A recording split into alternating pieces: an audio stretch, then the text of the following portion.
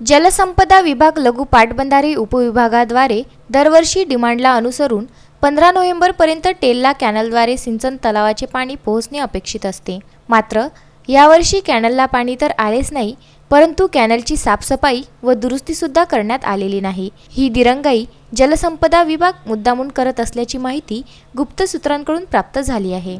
तसेच याबाबत बातमी गेल्या 14 डिसेंबरला प्रसारित करण्यात आली होती। यावेळी जलसंपदा विभागाचे कार्यकारी अभियंता सावंत, उपअभियंता मुंदे यांनी 15 डिसेंबरपर्यंत पाणी टेलला पोहोचणार असल्याची औपचारिक माहिती विदर्भ न्यूजला दिली होती। मात्र गंभीर बाब अशी की संबंधित विभागातील वरिष्ठ व स्थानिक प्रशासन आपल्या जबाबदारीशी पूर्णपणे निष्काळजी करत असल्याचं दिसून येत आहे। सोबतच या प्रकरणात किसान व मीडियाची दिशाभूल करत असल्याचं गंभीर चित्र पाहावयास मिळत आहे। तालुक्यातील धोरदरा, कावरा, मांडवा, नांदुरी, बोबदो या सिंचन तलावातून पाणी सोडण्यात आले नाही।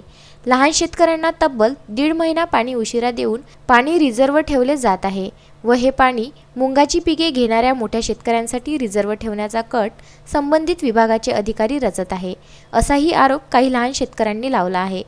हे रिझर्व्ह पाणी मुंगाची शेती करणाऱ्या शेतकऱ्यांना देऊन त्यांच्याकडून अवैधरित्या हजारो रुपये वसूल करून शासनाच्या तिजोरीला चुना लावण्याचं काम केलं जात आहे, असे संबंधित प्रशासनाच्या कार्यप्रणालीवरून लक्षात येते। मुंगाचे पीक फक्त 2 महिन्यात येणारे पीक असून या पिकाला 4 वेळा पाणी देण्याची गरज असते।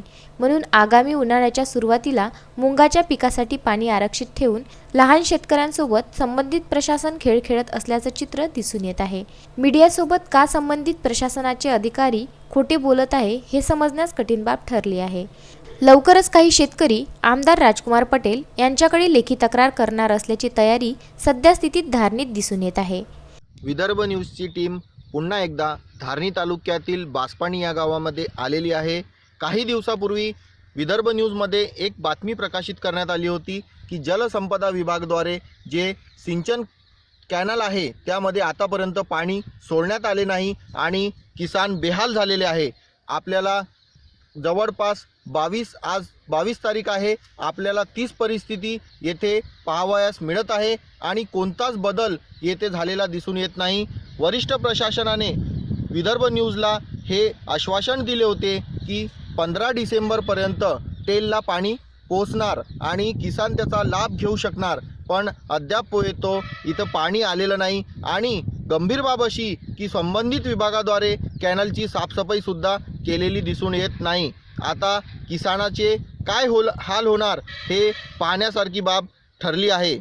तस्मीन शेख, शकील अहमद, जुगल किशोर जयस्वाल, विदर्भ न्यूज, धारणी।